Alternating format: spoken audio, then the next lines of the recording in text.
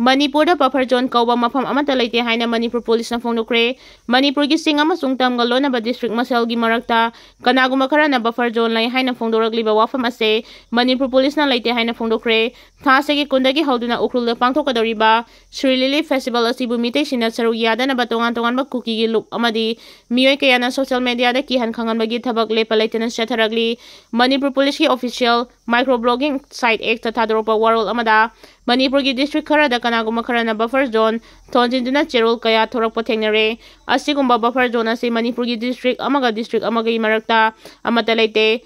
sensitive oiba mafam khara da aina yadaba miyoi sing chathok chachin tawre haibagi damak adubu thingnanaba masing yamlaba security sing deploy tawbani hairi asiguma Manipur police ki social media da post asibu Manipur gi hanagi Chief Minister N Biren gi account da post tawduna miyamna singnaba ko hanaba take the rakre hairi amaromda Kuki student organization Delhi ke president Pauda Kuki tena Churchanpur town da loudspeaker sedina duna mitei sing state ki thak da pangthok liba Sri festival yaudana ba ki han khangan bagi thabak chathagraba matung Kuki phuru ki miyoi amana chu makhata na festival asibu yawhandana ba ki halakre hariba miyoi asina mitei sing Kuki gi area da lalaga Sri festival yaw yaroi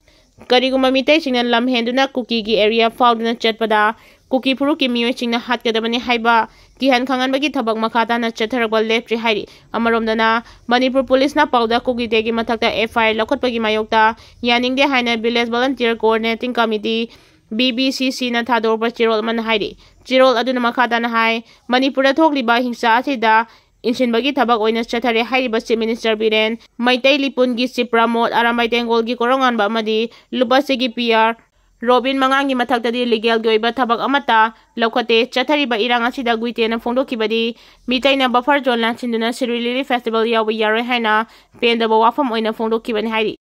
makha tarakpada Kuki zo singi tongan ba lokaya na Pauda Kuki tegi matangda Manipur police na lokaliba FIR asibu yaningdabagi wafam kaya phongdoknaragli masigi manungda tasengna leibra natraga leitabra haiba khangdaba tongan ba Kuki zo lupsinga Sri Lily festival yawhandana bagi chirol kaya ama thorakpa lepri hairi Sri Lily da Meitei macha lo kolbani hingna hanba ngamba mi Sri Lily gi matangda Meitei macha se bekoi Kukiland dagi into lawa mi singse noi ahing bana lazumda handa yawo Kukiland da noi se fish later bao noi lawa yawo lo sining rega lao hingning rega la ranu lazum da tumin leyo ukhruda Kuki gi village kya lege leiba yaro harisini leiba swa yaro adudi ai ese tangkhula mo oina ukhru district mo oina ai dum haira gya buko handak Sri Lily festival sida krimba Kuki na heta disturb tawba hena haye Kamjong district da ukhru district da akhoi to mina leiba nate akhoi sonba mina te abuko ado moi ngara na halaraga sida refugee oina laraga ngasi sumaina phabo tawraga akhoi da ma tawbu yaro akhoi nungsi na si refugee oigera illegal migrant oigera akhoi na ngasi phabo da kana mata akhoi yelhomi singna go chakro tangro khut thaba leite mai thab akhoi tawbu leite na ado moi na heta mapudu masak khangdadana heta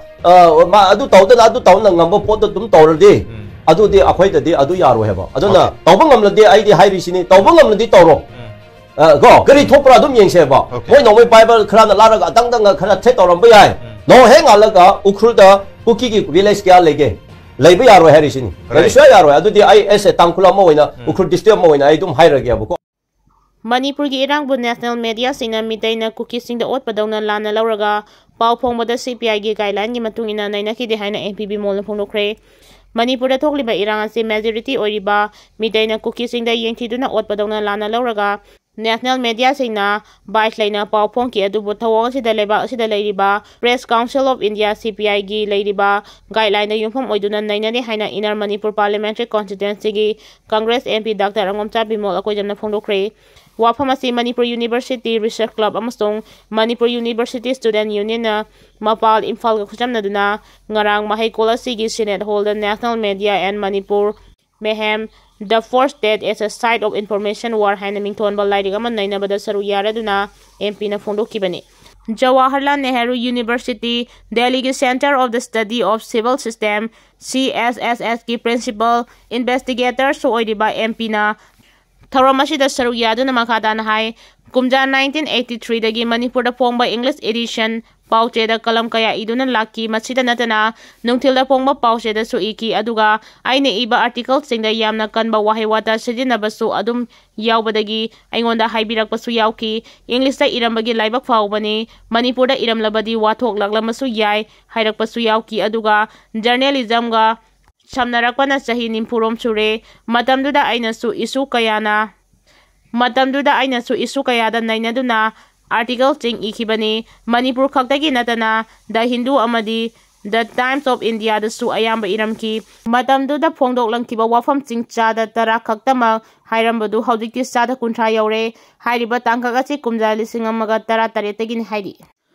मतम अदुदा फोंगलंबा सेफोंग लानमै थानबी चसु इखी कंगलैपांग अमसुंग कंगलैचागी वाखलोन सिंग सागमिनबा कंगलैपांग अमसुंग कंगलैचागी वाखलोन सिंग सागतमिननबा इखिबनी मरम असिना सही कयागी ममांगदगी मियांगा खुसमनदुना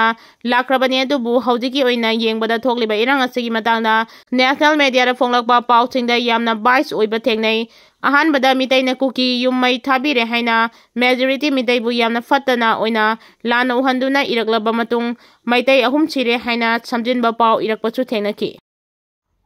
operation Sindoor part 2 चथदुना पाकिस्तान पाकसना अमांगता थोकनबा होनकी पाकिस्तान हाइजरकपदगी सीजफायर तौकिबनी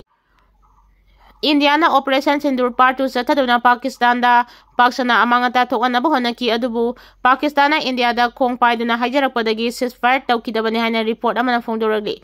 मे 10 दगी नतरा फाव चथकिबा इंडिया मदि पाकिस्तान गी लांदा इंडिया गी एयरबेस ना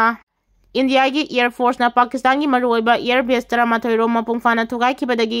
अतै अतोबा पांबै लैरक्तबदगी अमेरिका दा हाइजरबा मतुंगदा इंडियाना सो ऑपरेशन सिंदूर पार्ट 1 की पांदम चपचाना फंगबा ngamkibana मखाताना ऑपरेशन सिंदूर पार्ट 2 चथदनबगी फिरेप लौरदुना सीजफायर तौबदा यानखिबनी करिगुंबा इंडियाना मखाताना पाकिस्तान दा ऑपरेशन सिंदूर 2 चथदुना लांदारबदी युमथंगना लैरिबा लैबाग चाइनाना सोइदना विक्टिम कार्ड की प्ले तौरक्तुना अचौबा लांजाव अमा थोलक्पा याय हाइबसे इंडियाना खंगबदगी अमदी इंडियाना पहलगाम टेररिस्ट अटैकी खुमफम थोकपा लमन चपचाना खुमबंग ngamkibadagi मखाताना पाकिस्तान लांदाखिदबने हाइरि नाकलनी की मरक्ता मिसाल अमदी ड्रोन के अटैक चथरिंगै चिरक्ता अमेरिका की फॉरेन मिनिस्टर मार्को रूबियो ना इंडिया की foreign minister S Jaishankar phone तौरक्तुना सीजफायर तौनबा हाइरकपदा एस जयशंकर वाफम असी पाकिस्तान इंडिया दा हाइजरकदबनी हाइबदगी पाकिस्तान की फॉरेन मिनिस्टर अमदी अतै अतोपा मिनिस्टर सिंगना लेपा लैताना इंडिया दा सीजफायर तौनबा हाइजरकपदगी लान लेपदा यानबा पुरक्खिबने हाइरि लान असे मितै मैतै बो एस्टिलिस्टा चलहनबा होनरकपदगी थोकपने हाइदुना गवर्नरना लान लौरब्रा फेब्रुवारी 19 दगी मणिपुर प्रेसिडेंट रोल थमलकिबा हेक मतुंगदा Meetei Meitei tribe union MMTU na governor unaduna mitai singbo estelista chalhanabagi recommendation thabinaba wari sananaba tangka ahumlakta honaki adubu governor gi makedegi ayaba piramkide governor gi wakalona se haujai thokliba mitai amasung kuki muknabagi lan ase mitai na estelista chalhanaba honarakpadagi thokpa thodone haina lana lawba leirabra haina union asina hangdi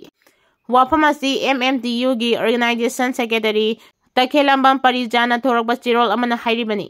महांगना मखादाना हाइकिबदा housing मितै सिंगना एस्टिलिस्टा चनबदा मणिपुरदा खुंदारिबा yellow फ्रूब अमतना आयत पाथिंगबा पिरकपगी वाफम लैते मितैना एस्टिलिस्टा चलहनबगी इहवसी कुमजा 1969 गी मतमदगी हौरकिबना हौजिक सही यांखै हेनख्रे कुमजा लिसिंग अनिगा 13 अमसोंग कुमजा लिसिंग अनिगा 19 दा मियोय लाकयाना मितैबु एस्टिलिस्टा चलहलो हाइदुना खोंजंग संसिनख्रे लोइनना कुमजा लिसिंग अनि कुलुमदोय दा मितै सिंगबु एस्टिलिस्टा चलहनबगी मियांगी ओइबा referendum दा मियोय लाख 9 लोमना सगतपा लैख्रे असिगुम्बा मियांगी खोलाव मदि फिरेप असे इंडिया लेंगांग अमदि मणिपुर लेंगांग ना इकाय खुमनफम थोई हाइना MTU गी सिरोल असिना फोंदोरगली गाड़ी ना थोंबदा वर्किंग चटपा लैखिद्रे ngarang numidang wairam pung 3 lom tarakbada ngarian lambi कोंगबा खेत्रे लेकागी मफम अमदा खोंगना वर्किंग चलंबा मुतुम चना याइमा सही होमफु मंगा कौबा कैराउदगी हौजिंगना कोंगबा खेत्रे लेकाइदा लैरबा अहलमा गाड़ी मसा अमना थोंबदा कोकता सोकबदगी लैकनबदा कनबा ngamduna लेखिद्रे हाइरि महाक पोथोमलम लिंबा गाड़ी मसा थौरकपा नहा अदुसु सोक्तुना लैकनरी हाइरि